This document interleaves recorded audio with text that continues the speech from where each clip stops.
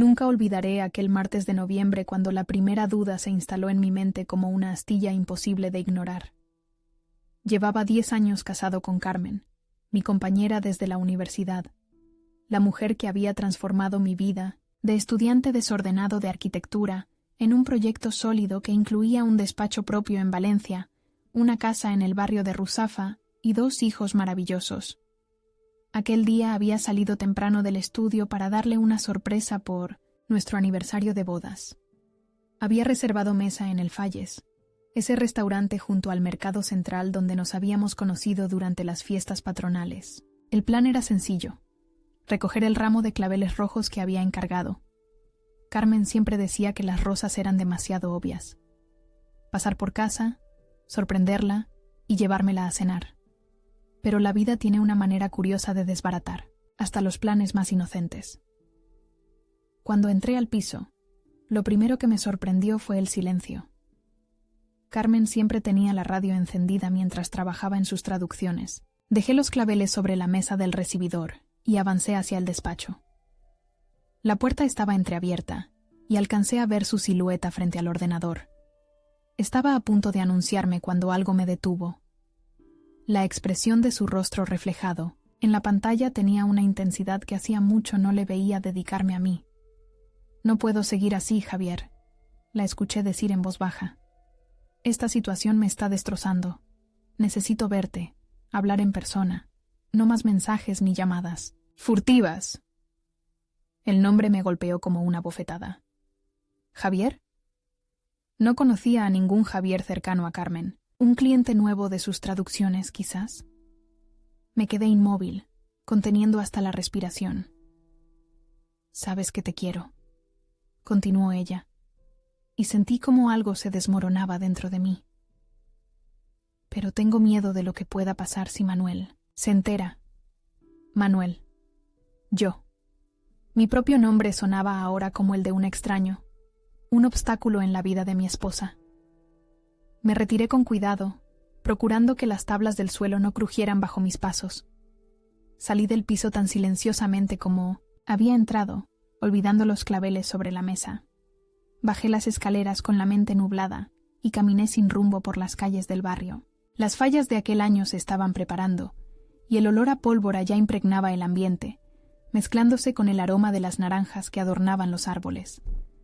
Me senté en un banco de la plaza del ayuntamiento, observando a los turistas, que fotografiaban la fachada modernista mientras intentaba ordenar mis pensamientos. ¿Cuánto tiempo llevaba esto sucediendo?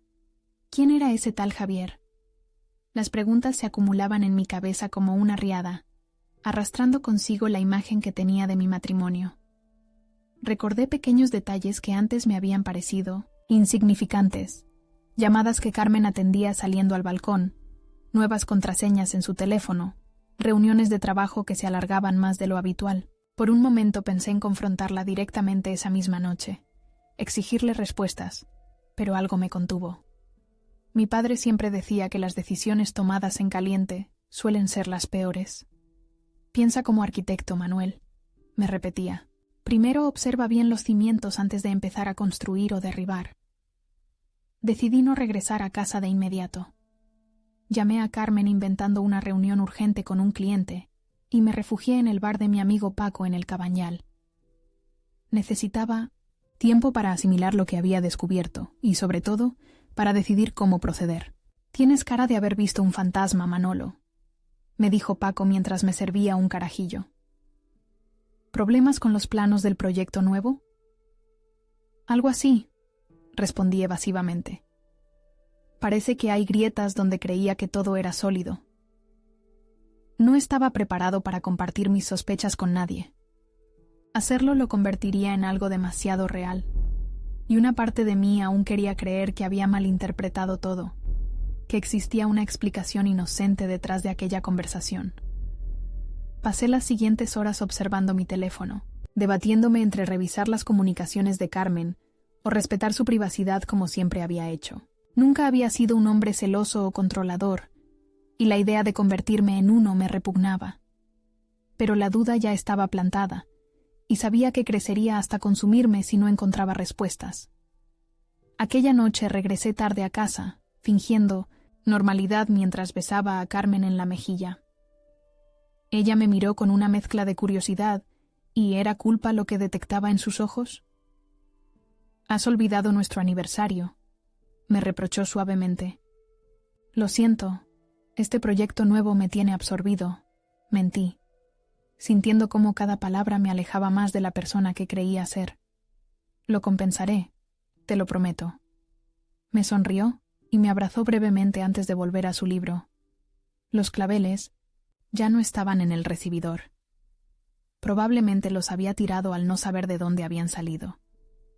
O quizás había adivinado que eran míos y los había escondido por remordimiento. Esa noche no dormí.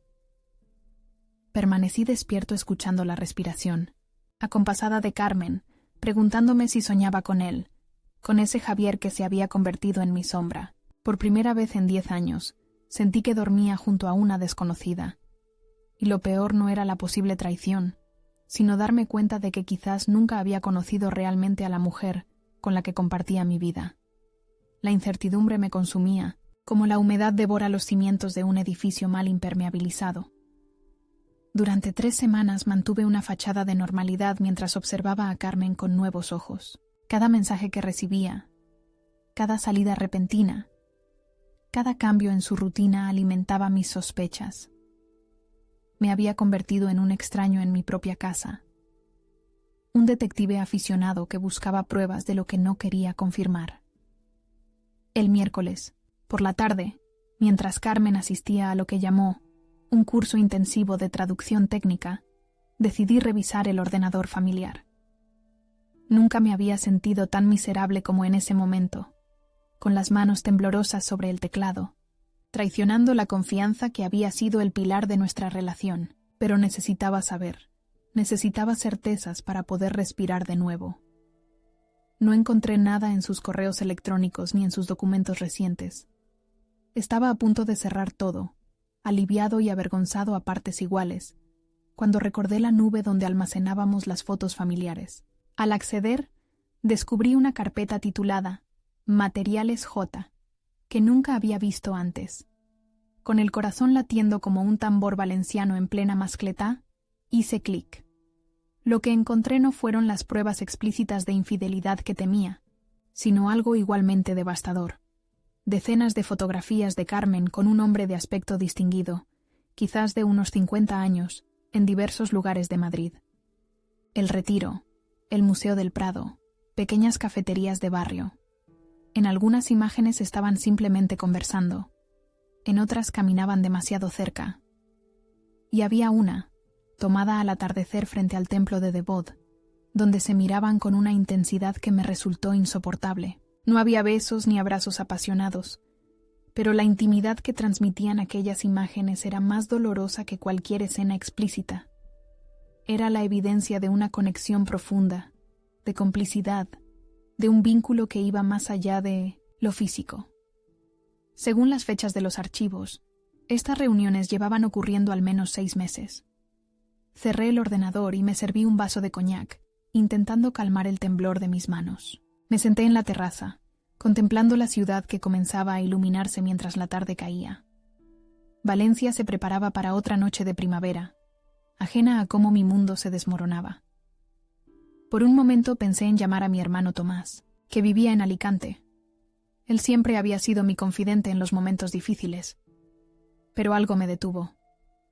Quizás un último resquicio de orgullo, o tal vez la esperanza absurda de que todo tuviera una explicación que no destrozara nuestra familia. El ruido de llaves en la puerta me sobresaltó. Carmen había regresado. La observé mientras dejaba su bolso y se quitaba los zapatos con un gesto cansado. Llevaba el pelo recogido en un moño improvisado y vestía un conjunto que no le había visto antes.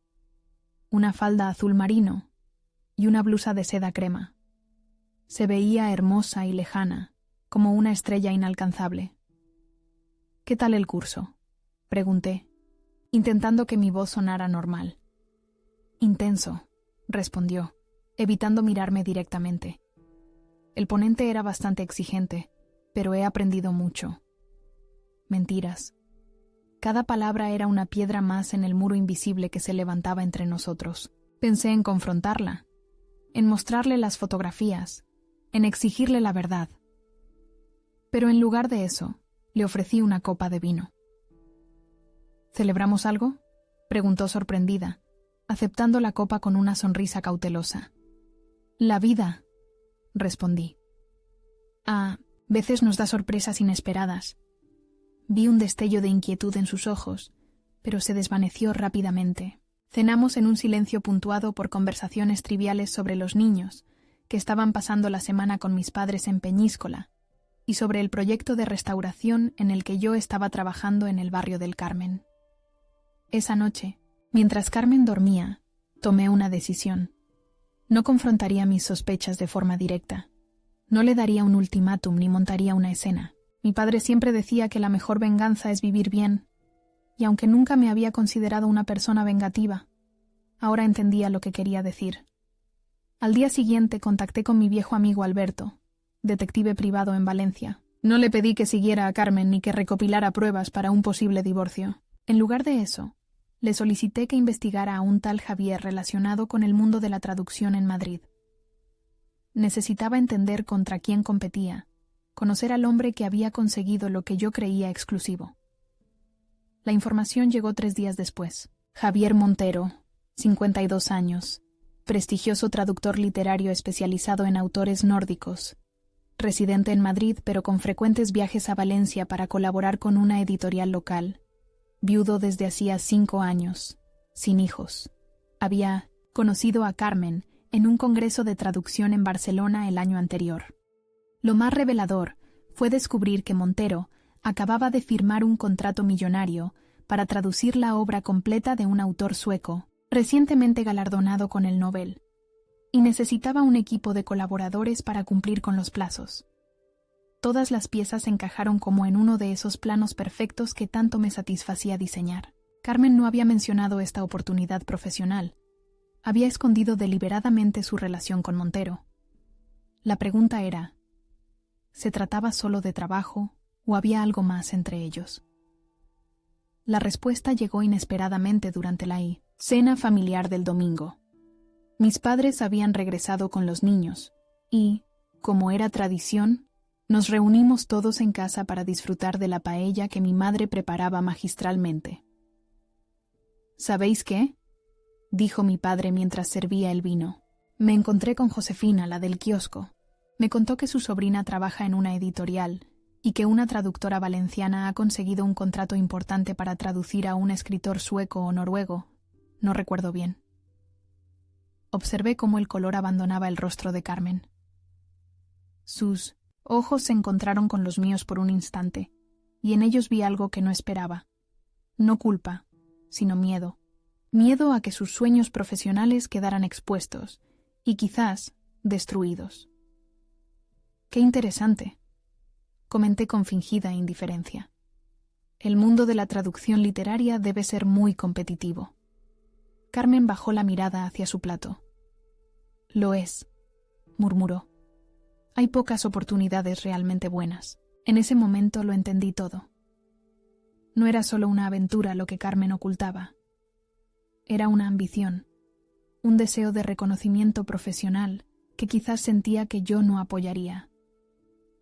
Y aunque el engaño seguía siendo doloroso, entender sus motivos cambió algo dentro de mí.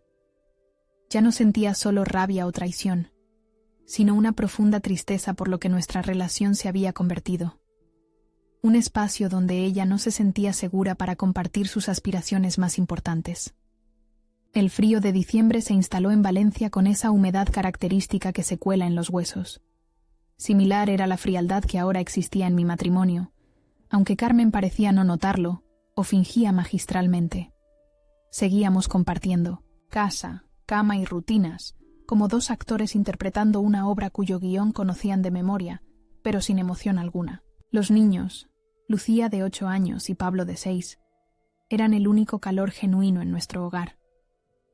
Tras descubrir la verdadera naturaleza de la relación de Carmen con Javier Montero, me debatí entre la confrontación y el silencio. Finalmente, opté por una tercera vía, la observación estratégica. Durante semanas recopilé información, patrones, detalles. No solo sobre sus encuentros con Montero, que continuaban bajo el pretexto de reuniones editoriales, sino sobre algo más, valioso. Los sueños profesionales que Carmen nunca había compartido conmigo. A través de conversaciones casuales con colegas traductores que conocíamos en común, descubrí que Carmen siempre había anhelado traducir literatura, no los manuales técnicos y documentos legales que constituían el grueso de su trabajo actual. Supe que había intentado presentar su candidatura a varias editoriales literarias años atrás, antes de que naciera Lucía, pero había recibido tantos rechazos que eventualmente abandonó ese camino para centrarse en lo seguro, en lo que daba de comer a nuestra familia mientras yo establecía mi estudio de arquitectura. Una tarde, mientras revisaba su ordenador nuevamente, una práctica que me avergonzaba pero que no podía abandonar, encontré un documento titulado Proyecto Nobel. Era un plan detallado de trabajo para los próximos 2 años, un cronograma, meticuloso para traducir 5 novelas extensas del autor sueco. Carmen aparecía como coordinadora del equipo, responsable de la traducción principal de 2 obras y de la revisión final de las demás. El contrato suponía un reconocimiento profesional sin precedentes para ella y un salto económico considerable. Lo que más me impactó fue una nota personal al margen del documento. Finalmente podré demostrar que no soy solo la esposa de Manuel, que tengo valor por mí misma. Javier ha visto en mí lo que nadie más ha sabido ver. Aquellas palabras fueron como un puñetazo en el estómago. ¿Era eso lo que ella sentía realmente? ¿Que vivía bajo mi sombra? ¿Que no la valoraba por sus propios méritos? Repasé mentalmente nuestros años juntos y, con dolorosa honestidad, reconocí que quizás había dado por sentado su apoyo, su trabajo secundario, mientras yo desarrollaba mi carrera. Ahí nació mi plan. No sería una venganza destructiva, sino algo más sutil y, esperaba, más efectivo. Si Carmen buscaba reconocimiento y una identidad profesional propia, yo se lo facilitaría, para luego asegurarme de que supiera exactamente lo que había arriesgado por conseguirlo. El primer paso fue contactar discretamente con Enrique Ferrán, editor jefe de Albatros, una de las editoriales más prestigiosas de España. Habíamos coincidido en varias ocasiones porque yo había diseñado la reforma de su casa en Gandía y manteníamos una relación cordial. Lo invité a comer con el pretexto de hablar sobre la posible remodelación de las oficinas de la editorial. Siempre me ha fascinado el trabajo de los traductores literarios, comenté mientras degustábamos una fideuá en un restaurante junto al puerto. Mi esposa es traductora, aunque mayormente técnica. ¿Tu esposa es traductora? No lo sabía, respondió Enrique, genuinamente interesado. Siempre estamos buscando buenos profesionales. El mundo editorial está en constante cambio, y con el auge de la literatura internacional, un buen traductor es oro puro. Carmen ha estado trabajando en algunos proyectos personales, continué, midiendo cada palabra. Traducciones no solicitadas, de autores nórdicos, por pura pasión. Tiene un oído especial para captar los matices emocionales del texto original. La semilla estaba plantada. Tras la comida, le envié por correo, sin que Carmen lo supiera, algunas muestras de sus traducciones literarias que había encontrado guardadas en carpetas antiguas. Fragmentos de Ibsen, de Strindberg, incluso un capítulo completo de una novela contemporánea sueca que había traducido como ejercicio personal. El segundo paso de mi plan fue más arriesgado. Contraté a Sergio, un diseñador web amigo de mi hermano, para crear una página profesional a nombre de Carmen, un sitio elegante pero sobrio donde se destacaban sus traducciones literarias, las pocas que había hecho, su formación y su enfoque sensible hacia los textos que transmiten la esencia cultural nórdica. Incluso incluí una sección de blog, con reflexiones sobre traducción que extraje y adapté de documentos personales que ella había escrito a lo largo de los años. Todo esto ocurría mientras Carmen intensificaba su relación con Montero. Las reuniones eran ahora semanales, algunas en Madrid, donde ella pasaba noches enteras, supuestamente en casa de su amiga Elena, otras en Valencia. Las fotografías, que ocasionalmente revisaba en la nube, mostraban una creciente intimidad. Cenas en restaurantes exclusivos, paseos por parques otoñales, incluso una escapada de fin de semana a un parador en la sierra madrileña. Lo más doloroso era confirmar que, efectivamente, su relación había trascendido lo profesional. En una foto tomada en el interior de lo que parecía ser un apartamento, Montero abrazaba a Carmen por la cintura mientras ella sonreía con una felicidad que hacía años no le veía. En otra, dormían en una hamaca de jardín, ella recostada sobre el pecho de él, con una expresión de absoluta paz. Cada imagen era un cuchillo, pero me obligué a mirarlas todas. No por masoquismo, sino para fortalecer mi resolución. Carmen no solo me había mentido, no solo me había sido infiel, sino que había encontrado con otro hombre la felicidad y el reconocimiento que aparentemente no había conseguido conmigo en 10 años de matrimonio. El tercer y último paso de mi plan se materializó cuando recibí la llamada de Enrique Ferrán. «Manuel, he revisado el material de tu esposa y estoy impresionado», dijo sin preámbulos. «Tiene exactamente la sensibilidad que buscamos para un proyecto importante que estamos preparando. Se trata de una nueva colección de literatura nórdica contemporánea. ¿Crees que estaría interesada en reunirse conmigo?» «Estoy seguro de que sí», respondí con una sonrisa que él no podía ver. «Pero te agradecería que no mencionaras que yo facilité el contacto. Carmen es muy independiente y preferiría creer que esta oportunidad le llega por sus propios méritos». «Por supuesto, lo entiendo perfectamente». 3 días después, Carmen recibió un correo electrónico de Albatros Editorial. La invitaban a una entrevista para discutir su posible incorporación como traductora literaria principal para una nueva colección. Mencionaban haber descubierto su trabajo a través de su impresionante página web profesional y estar particularmente interesados en su experiencia con autores escandinavos. La vi leer el correo con incredulidad, releerlo varias veces e incluso llorar de emoción. Por un momento sentí remordimiento por mi manipulación, pero recordé rápidamente las fotos, las mentiras, las noches de ausencia. «Manuel, no te lo vas a creer», exclamó finalmente, mostrándome el correo. Su rostro resplandecía con una alegría genuina. «Albatros me quiere para una colección de literatura nórdica. Pero ¿cómo? Ni siquiera sabía que tenía una página web». «¿En serio? Déjame ver», dije, fingiendo sorpresa mientras abría el enlace que incluía el correo. «Vaya, es muy profesional. Quizás algún amigo te la hizo como regalo y no te avisó. Lo importante es que han visto tu talento». Carmen me abrazó espontáneamente, algo que no ocurría desde hacía meses. Sentí su cuerpo cálido contra el mío. Y por un instante, deseé que nada hubiera cambiado entre nosotros.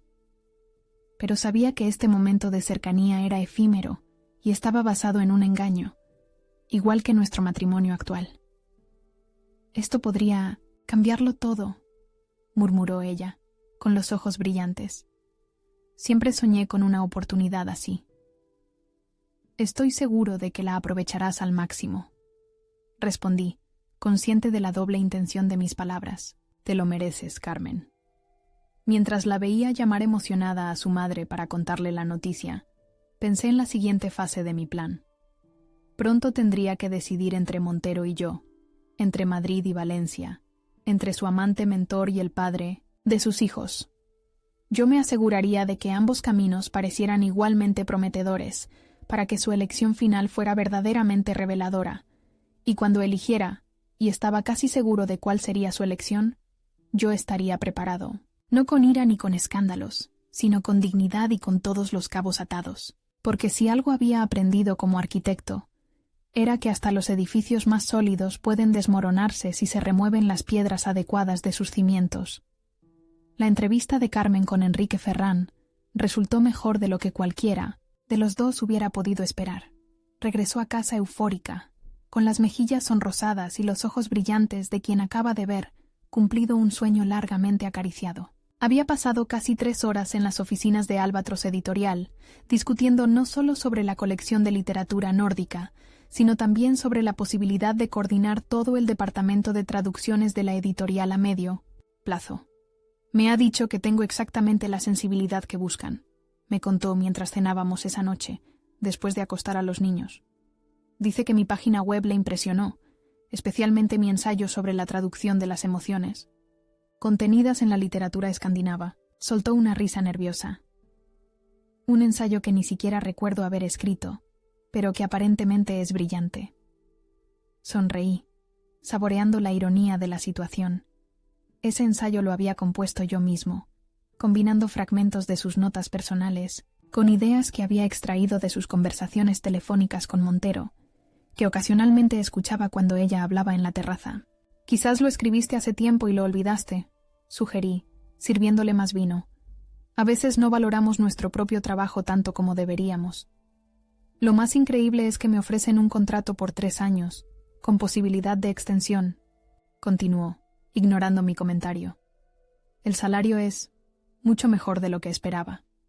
Podría incluso superar lo que gano ahora con las traducciones técnicas si todo va bien». La observé mientras hablaba, gesticulando con entusiasmo, más viva y auténtica de lo que la había visto en meses. Por un momento me pregunté si estaba haciendo lo correcto con mi plan. ¿No merecía ella esta felicidad, aunque fuera a costa de nuestra relación? Pero entonces recordé que esta oportunidad, que ella consideraba un regalo del destino, era, en realidad, mi creación. Una creación que formaba parte de un diseño mayor. Al día siguiente, cuando Carmen salió a hacer la compra, recibí la llamada que esperaba. Era Javier Montero. Habíamos intercambiado algunos mensajes cordiales en los días anteriores, después de que yo le escribiera, felicitándolo por su contrato para traducir al autor sueco.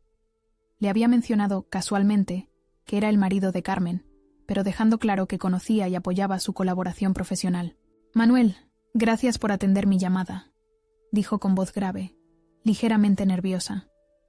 Su acento madrileño contrastaba con el deje valenciano que yo intentaba disimular. Me preguntaba si podríamos vernos para hablar de algunos detalles del proyecto, de traducción. «Por supuesto, Javier», respondí con estudiada cordialidad. «Casualmente tengo que ir a Madrid la semana próxima por un proyecto. Podríamos vernos allí si te parece bien». La propuesta lo desconcertó momentáneamente. Era evidente que esperaba mantener nuestras vidas separadas. Quizás incluso temía que yo sospechara algo. «Claro, sería perfecto», respondió finalmente. «Conozco un café tranquilo cerca de Atocha donde podríamos hablar cómodamente».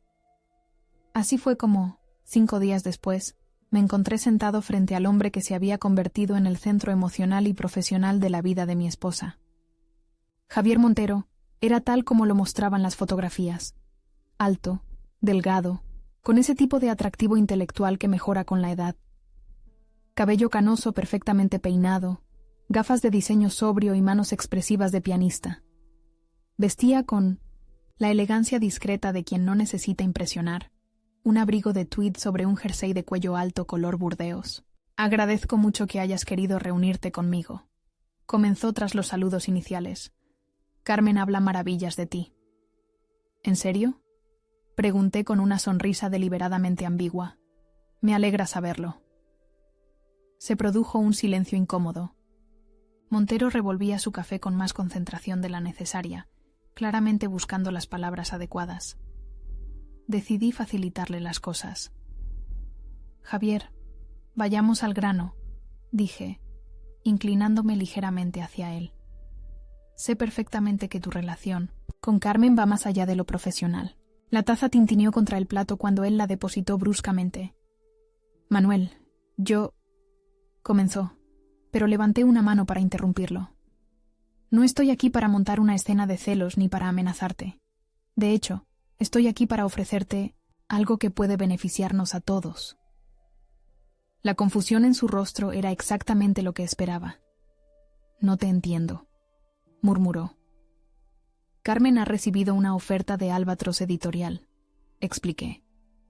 «Una oferta importante para dirigir su nuevo departamento de traducciones nórdicas, basada en Valencia». Vi cómo la información calaba en él. «No me lo había dicho», respondió con un hilo de voz. «Probablemente porque acaba de suceder, o quizás porque aún está decidiendo cómo manejar la situación». Hice una pausa calculada. «Después de todo, tu proyecto está en Madrid, y el de Albatros en Valencia. Una decisión complicada, ¿no crees? Montero me miró con una mezcla de sospecha y curiosidad. ¿A dónde quieres llegar exactamente? A una propuesta simple. No te interpongas en esta oportunidad profesional de Carmen. Mantuve mi voz tranquila, casi amistosa. Su talento merece ser reconocido, y esta oferta es perfecta para ella. Además, estaría cerca de sus hijos, que la necesitan. ¿Y qué hay de nosotros?, preguntó, refiriéndose evidentemente a su relación con mi esposa. Sonreí con lo que esperaba fuera una mezcla convincente de resignación y madurez. Lo que Carmen decida sobre su vida personal es, en última instancia, asunto suyo. Yo solo quiero asegurarme de que su decisión no esté condicionada por factores profesionales. Si os queréis realmente, encontraréis la manera de estar juntos incluso con ella, trabajando en Valencia. ¿Me estás diciendo que no te importa que tu esposa y yo... Me importa la felicidad de Carmen y el bienestar de mis hijos, respondí, con firmeza. El resto son detalles que se resolverán con el tiempo. Montero pareció genuinamente desconcertado por mi actitud. Probablemente esperaba encontrarse con un marido celoso, posesivo, dispuesto a luchar por su matrimonio con amenazas o súplicas. Mi aparente aceptación de la situación lo dejaba sin argumentos. ¿Y qué obtienes tú con todo esto?, preguntó finalmente, más suspicaz. Me encogí de hombros. La satisfacción de ver a Carmen realizarse profesionalmente en algo que siempre ha deseado, y quizás, con el tiempo, una separación más amistosa, si eso es lo que ella decide. Nos despedimos con un apretón de manos tenso. Mientras lo veía alejarse por la concurrida calle madrileña, sentí una extraña mezcla de satisfacción y amargura. La trampa estaba tendida, y era perfecta precisamente porque no parecía una trampa en absoluto. Al regresar a Valencia esa noche, encontré a Carmen trabajando en su ordenador. Me sonrió distraídamente cuando entré al despacho, y cerró rápidamente una ventana de chat. No dije nada sobre mi encuentro con Montero. No era necesario. Sabía que él la contactaría pronto, confundido por mi comportamiento, quizás incluso sospechando algún tipo de manipulación, pero sin poder identificarla claramente. 3 días después, Carmen me comunicó su decisión de aceptar la oferta de Albatros. Es una oportunidad que no puedo rechazar, explicó durante la cena. Siempre he querido dedicarme a la traducción literaria y hacerlo aquí, en Valencia, cerca de los niños. Me alegro por ti, respondí con sinceridad. Te lo mereces. Lo que no le dije es que ya conocía su decisión desde esa mañana, cuando intercepté un mensaje que ella había enviado a Montero. Lo he pensado mucho y voy a aceptarlo de Albatros. No quiero que esto cambie nada entre nosotros. Encontraremos la manera. La segunda fase de mi plan estaba en marcha. Carmen había elegido quedarse en Valencia, cerca de los niños, pero manteniendo su relación con Montero a distancia. Ahora solo quedaba ejecutar el movimiento final, aquel que pondría a todos los implicados exactamente donde yo quería. El primer mes de Carmen en Albatros Editorial transcurrió como un torbellino de actividad y entusiasmo. Cada día regresaba a casa con nuevas anécdotas sobre manuscritos prometedores, reuniones con autores escandinavos y proyectos ambiciosos para la nueva colección. Sus ojos brillaban con esa luz especial que da la pasión por el trabajo bien hecho, una luz que yo había dejado de ver hacía años. Mientras tanto, su relación con Montero se mantenía a distancia. Llamadas frecuentes, mensajes constantes y visitas ocasionales a Madrid que ella justificaba como coordinación necesaria para no perder su participación en el proyecto del autor sueco. Yo fingía creerle, mostrándome comprensivo y apoyando su carrera con un entusiasmo que la desconcertaba ligeramente. Nunca pensé que te tomarías tan bien todo esto, me comentó una noche mientras preparábamos la cena juntos, algo que habíamos vuelto a hacer tras años de rutinas separadas. Mi trabajo, los viajes, las horas extra. Las personas cambian, Carmen, respondí, cortando tomates para la ensalada. Quizás he comprendido tarde lo importante que es para ti tu desarrollo profesional. Me miró con una mezcla de gratitud y culpabilidad que casi me hizo sentir lástima por ella. Casi. Febrero llegó con un frío inusual para Valencia y con el siguiente paso de mi plan. Una tarde, después de recoger a los niños del colegio, recibí una llamada de Ricardo Almeda, socio fundador del estudio de arquitectura más prestigioso de Madrid. Manuel, he revisado tu portfolio y estoy impresionado, dijo sin preámbulos. Especialmente el proyecto de restauración del palacete modernista en el Cabañal. Es exactamente el enfoque que buscamos para nuestro nuevo departamento de patrimonio histórico. Gracias, Ricardo, respondí, intentando contener mi entusiasmo fingido. Viniendo de ti, es un gran cumplido.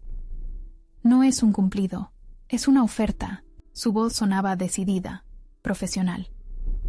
Estamos ampliando el estudio y necesitamos a alguien que dirija el área de restauración patrimonial. El puesto es tuyo si lo quieres. La llamada era, por supuesto, parte de mi plan. Ricardo era amigo de mi hermano Tomás desde la universidad y había accedido a hacerme este favor tras mi insistencia y una considerable donación a su fundación para arquitectos jóvenes. La oferta era real, aunque orquestada por mí, y suponía exactamente lo que necesitaba. Una razón legítima para trasladarme a Madrid. Esa noche, esperé hasta que los niños estuvieran dormidos para compartir la noticia con Carmen.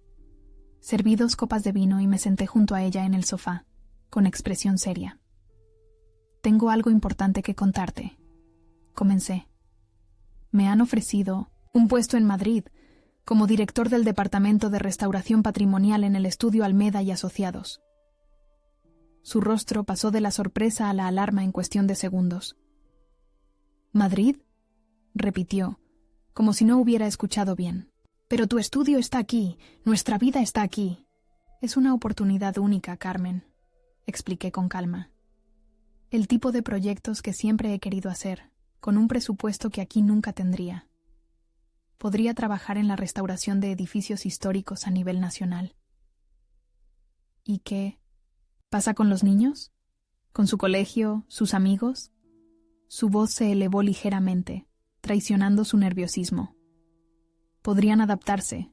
Los niños son flexibles. Hice una pausa estratégica.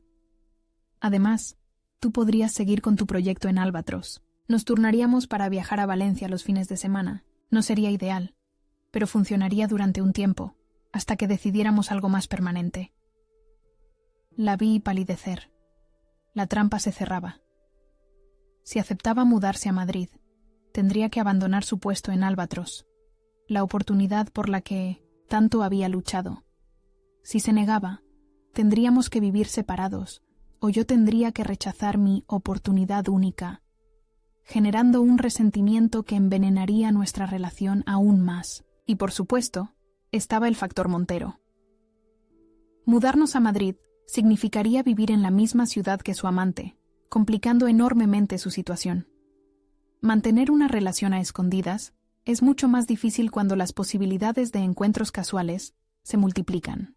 Necesito tiempo para pensarlo, murmuró finalmente, apurando su copa de vino. Por supuesto, concedí, pero no demasiado. Ricardo espera mi respuesta en 2 semanas. Durante los días siguientes, Carmen pareció ausente, perdida en sus pensamientos. La sorprendí varias veces hablando en susurros por teléfono, presumiblemente con Montero, discutiendo las implicaciones de nuestra posible mudanza a Madrid. En una ocasión, mientras ella estaba en la ducha, revisé su móvil y encontré un mensaje suyo particularmente revelador. Si vienen a Madrid, todo se complicaría. Manuel podría sospechar si nos ve juntos por casualidad. Además, ¿qué pasaría? ¿Con Albatros? He trabajado demasiado para conseguir esta oportunidad. La respuesta de Montero no estaba visible, pero no era difícil imaginar su contenido. Él querría tenerla cerca, naturalmente, pero también comprendería los riesgos. Un triángulo amoroso en la misma ciudad raramente termina bien para ninguna de las partes. Una semana después del anuncio de mi oferta laboral, Carmen finalmente tomó su decisión. Me esperaba en el salón cuando regresé del estudio, con una botella de vino abierta y expresión grave. He estado pensando mucho sobre lo de Madrid, comenzó, y creo que deberías aceptar el puesto. ¿En serio?, pregunté, genuinamente sorprendido por la dirección que tomaba la conversación. Sí, pero... Tomó aire, como preparándose para un salto al vacío. Creo que deberíamos probar una separación temporal. Tú en Madrid con tu nuevo trabajo, yo aquí con los niños y Albatros. Nos veríamos los fines de semana, por supuesto. La observé detenidamente, asimilando la ironía de la situación. Carmen había encontrado la solución perfecta para mantener tanto su trabajo como su relación con Montero, mientras yo me alejaba convenientemente a otra ciudad. ¿Una separación temporal?, repetí, fingiendo desconcierto. ¿Estás sugiriendo que vivamos en ciudades diferentes por tiempo indefinido? Sería lo mejor para todos, insistió. Los niños no tendrían que cambiar de colegio. Tú podrías concentrarte en tu nuevo puesto sin preocupaciones familiares y yo mantendría mi trabajo en la editorial. ¿Y qué pasa con nuestro matrimonio?, pregunté directamente. Una relación. A distancia no es fácil, Carmen. Vi un destello de culpabilidad en sus ojos. Podríamos intentarlo. Muchas parejas lo hacen. Muchas parejas no tienen los problemas que nosotros tenemos, respondí, decidiendo que era momento de mostrar algunas cartas. Nuestra relación ya está bastante deteriorada, y ambos lo sabemos. Se tensó visiblemente. ¿A qué te refieres? A que hace meses que vivimos como extraños, Carmen. A que tus viajes de trabajo a Madrid son cada vez más frecuentes. A que cuando estás aquí, físicamente, tu mente está en otra parte. Hice una pausa calculada, o con otra persona. El color abandonó su rostro por completo.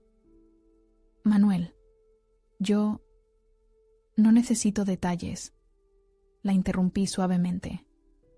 Solo estoy señalando que una separación geográfica en estas circunstancias equivaldría prácticamente a un divorcio no declarado. Sus ojos se llenaron de lágrimas. No sabía si eran de culpa, de alivio por haber sido descubierta, o de miedo ante las posibles consecuencias. Probablemente una mezcla de todo. ¿Desde cuándo lo sabes?, preguntó finalmente, con voz apenas audible. ¿Importa realmente? Mantuve mi tono calmado, razonable. Lo que importa es qué hacemos ahora. Se cubrió el rostro con las manos. No quería hacerte daño, murmuró. Todo sucedió tan gradualmente. Javier entiende mi trabajo, mi pasión, por la literatura, de una manera que yo no, completé. Lo entiendo, Carmen, de verdad lo entiendo. Y en cierto modo era verdad. Entendía que nuestro matrimonio se había convertido en una estructura hueca, sostenida únicamente por la inercia y las apariencias. Lo que Carmen no sabía es que yo había decidido desmontar esa estructura pieza por pieza, de forma controlada, en lugar de dejar que se derrumbara por sí sola. ¿Qué quieres hacer?, preguntó, mirándome directamente por primera vez en toda la conversación. Aceptaré el trabajo en Madrid, respondí con tranquilidad. Y acepto también tu propuesta, de una separación temporal, con una condición. ¿Qué condición? Transparencia total a partir de ahora, sin mentiras, sin excusas. Si nuestra relación tiene alguna posibilidad de sobrevivir, o incluso de terminar dignamente, necesitamos honestidad. Carmen asintió lentamente, probablemente preguntándose si mi petición de transparencia incluía una confesión completa sobre Montero. Decidí liberarla de esa duda. No te estoy pidiendo que renuncies a nada ni a nadie, añadí, solo que seamos adultos sobre la situación. Vi el alivio en su expresión, mezclado con una nueva inquietud.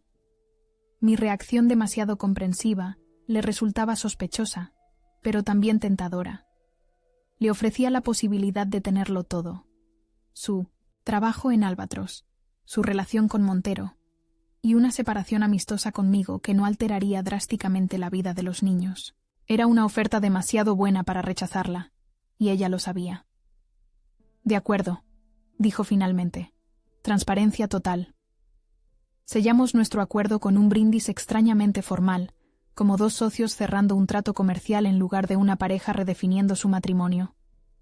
Mientras el cristal de nuestras copas tintineaba, pensé en la fase final de mi plan, aquella que ni Carmen ni Montero veían venir. Mi traslado a Madrid se realizó con una eficiencia casi militar. En apenas 3 semanas había encontrado un apartamento en Chamberí, enviado mis libros y documentos profesionales, y me había incorporado al estudio de Almeda. Los niños lloraron la noche antes de mi partida, pero les prometí volver cada 2 fines de semana, y que ellos vendrían a Madrid en vacaciones. Carmen, por su parte, mantuvo una compostura notable, como si mi ausencia fuera un mero trámite administrativo en lugar del principio del fin de una década compartida. El apartamento que alquilé no era casualidad. Se encontraba a solo 3 calles del edificio donde vivía Javier Montero. Tampoco fue coincidencia que eligiera la cafetería bajo su casa para desayunar ocasionalmente, ni que frecuentara la librería donde él solía presentar sus traducciones. Madrid es una ciudad enorme, pero los círculos culturales son sorprendentemente pequeños. Nuestro primer encuentro casual ocurrió exactamente 17 días después de mi mudanza. Fue en el Café Gijón, un lugar emblemático frecuentado por escritores y artistas. Yo sabía, gracias a un comentario que le había escuchado a Carmen por teléfono, que Montero estaría allí esa tarde reunido con otros traductores. «Vaya sorpresa», exclamé al verlo, fingiendo un asombro que ensayé frente al espejo. «El mundo es un pañuelo, ¿verdad, Javier?» Su incomodidad fue palpable mientras me presentaba a sus colegas como el marido de Carmen, una colaboradora brillante, sin mencionar, por supuesto, que también era su amante. Lo invité a tomar algo. Cuando su reunión terminara, y para mi satisfacción, aceptó, probablemente más por desconcierto que por verdadero interés en conversar conmigo. «¿Cómo va todo con el proyecto del Nobel?», pregunté una vez que estuvimos solos, con la familiaridad de quien discute el clima. «Bien, avanzando según lo previsto», respondió cautelosamente. «Carmen está haciendo un trabajo excelente con las partes que le corresponden». «No lo dudo», sonreí. «Siempre ha sido perfeccionista con su trabajo. Es una de las cosas que más admiro de ella». Montero me estudió con evidente confusión. Nuestro último encuentro había sido tenso, pero cordial. Este era casi amistoso. Podía ver las preguntas formándose tras sus ojos. ¿Sabía yo realmente lo que ocurría entre ellos? ¿Era posible que Carmen me hubiera contado todo y yo lo hubiera aceptado con tanta madurez? ¿O acaso era tan ingenuo que no veía lo evidente? «Manuel», comenzó finalmente, removiendo su café con excesiva atención.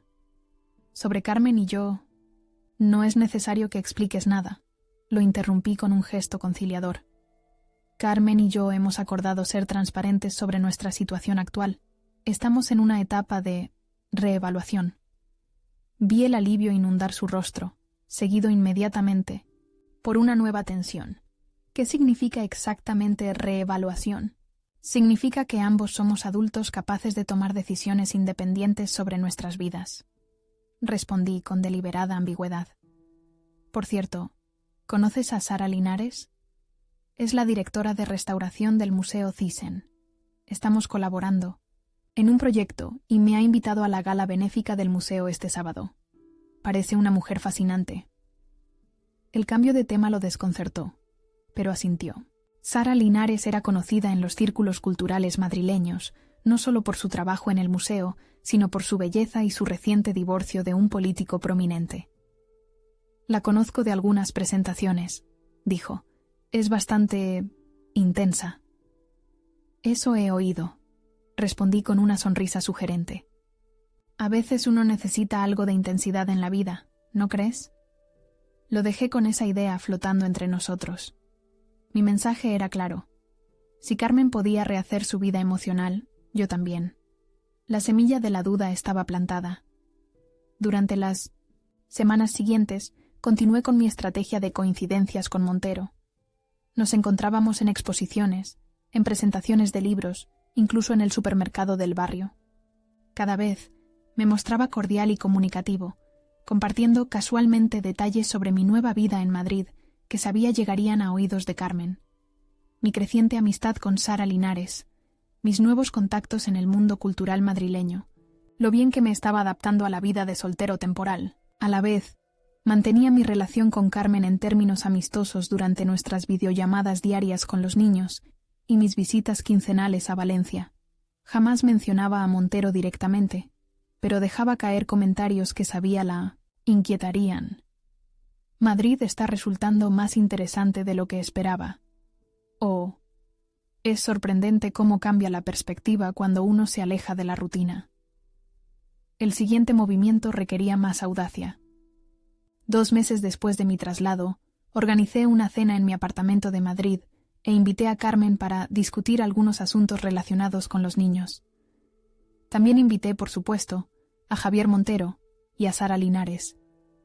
Espero que no te importe que haya invitado a algunos amigos, le dije a Carmen cuando llegó, visiblemente tensa y hermosa con un vestido azul que no le había visto antes.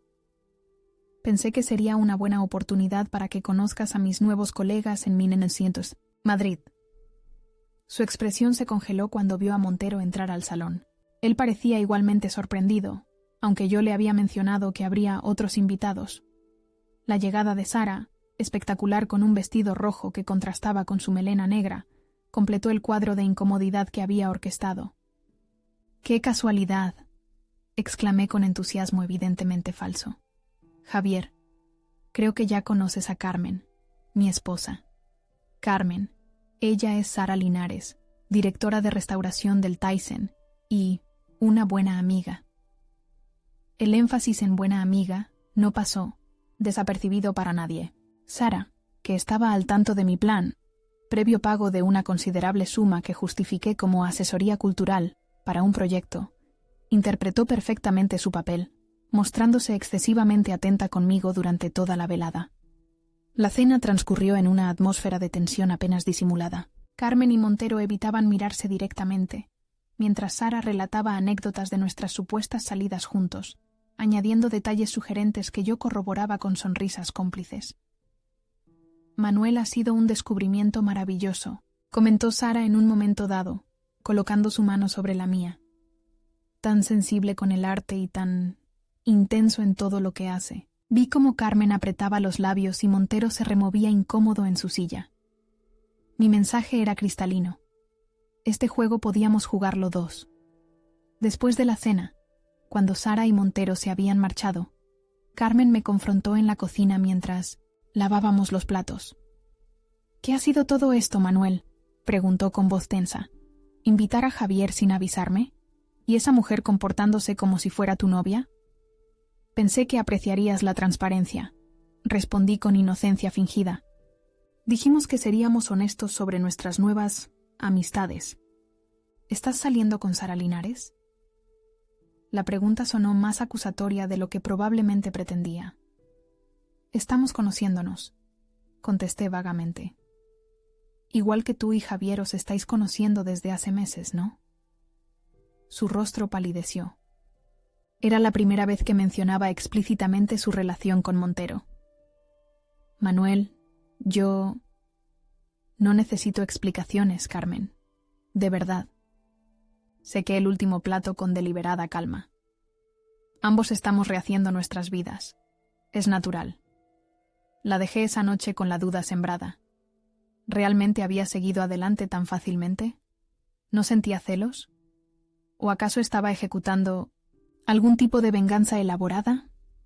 La fase final de mi plan se puso en marcha 3 semanas después. Hice que mi secretaria en el estudio llamara a Carmen para pedirle que firmara unos documentos urgentes relacionados con un préstamo para los niños. Tenía que venir a Madrid un jueves, cuando supuestamente yo estaría en Toledo supervisando un proyecto. Le sugerí que aprovechara para quedarse hasta el viernes y así poder ver a sus amigos en Madrid, un eufemismo transparente para Montero. Tal como esperaba, Carmen coordinó su visita con él, a través de la aplicación de seguimiento que había instalado en su teléfono, un recurso del que no me enorgullecía pero que consideraba necesario. Confirmé que había reservado una habitación en un hotel cercano al apartamento de Montero. El jueves, mientras Carmen firmaba los documentos en mi estudio, yo me encontraba en el despacho de Enrique Ferrán, director de Albatros Editorial, quien casualmente estaba en Madrid para la Feria del Libro. «Agradezco mucho que hayas accedido a verme», le dije mientras nos sentábamos en su suite del hotel. «Sé que Carmen valora enormemente la oportunidad que le has dado en Albatros». «Es una profesional excepcional», respondió él cordialmente. «Su trabajo con la colección nórdica está superando nuestras expectativas. Precisamente por eso estoy aquí». Hice una pausa para dar peso a mis palabras. «Creo que deberías saber algo que podría afectar a su rendimiento profesional y, por extensión, a la editorial». Le expliqué entonces, con la precisión de un cirujano, la relación de Carmen con Javier Montero, cómo esta relación suponía un claro conflicto de intereses, ya que Montero dirigía un proyecto competidor para otra editorial, cómo existía el riesgo de filtraciones de información privilegiada, estrategias editoriales, contactos con autores. «No vengo como marido celoso», aclaré, viendo su expresión preocupada. «Vengo como profesional que entiende los riesgos de mezclar lo personal con lo laboral en un sector tan competitivo como el editorial». Ferrán asintió gravemente. «Entiendo tu preocupación, Manuel, y te agradezco que me hayas informado. Tendremos que revisar ciertas cláusulas del contrato de Carmen». «Solo te pido discreción», añadí. «No quisiera que este asunto afectara a nuestra relación familiar, por el bien de nuestros hijos». Salí de aquella reunión con la certeza de que la semilla estaba plantada. Ferrán era conocido por su intransigencia en cuestiones de lealtad profesional. Carmen tendría que elegir muy pronto, o Montero o Albatros. Esa misma tarde, mientras Carmen y Montero disfrutaban de su encuentro clandestino, yo puse en marcha la última pieza de mi plan. Envié un mensaje anónimo a los colegas traductores de Montero en Madrid, revelando que estaba manteniendo una relación con una traductora casada que trabajaba para la competencia, comprometiendo información privilegiada sobre autores y estrategias. No mencionaba nombres, pero incluía suficientes detalles para que quien conociera a Montero pudiera identificar la situación. El mundo de la traducción literaria era pequeño y las habladurías viajaban rápido. Para el lunes siguiente, su reputación profesional estaría en entredicho. Regresé a Valencia el viernes por la noche, justo cuando Carmen volvía de Madrid. Nos encontramos en casa, ambos fingiendo normalidad frente a los niños. Jugamos a cartas, vimos una película, creamos la ilusión de una familia funcional. Cuando los pequeños se durmieron, me senté con Carmen en la terraza, bajo el cielo estrellado de la primavera valenciana. ¿Has pensado alguna vez que las consecuencias llegan cuando menos las esperamos?, pregunté, contemplando la ciudad iluminada a nuestros pies. ¿A qué te refieres? Su voz sonaba cansada, quizás aún afectada por la intensidad de su encuentro con Montero. A que nuestras acciones tienen efectos que no siempre podemos prever o controlar. Sonreí con lo que esperaba pareciera melancolía. Como arquitecto, sé que hasta el edificio mejor diseñado puede derrumbarse si se coloca una carga excesiva en el punto equivocado. Me miró con repentina atención, como si intuyera algo en mis palabras. «Manuel, ¿hay algo que quieras decirme?», negué con la cabeza. «Solo reflexiones de un jueves por la noche. Deberíamos dormir. Mañana será un día largo». La dejé en la terraza, contemplando su copa de vino con expresión pensativa. En ese momento supe que mi plan había funcionado. Perfectamente. La justicia poética estaba en marcha, y como toda buena poesía, su belleza residía en la inevitabilidad de su desenlace.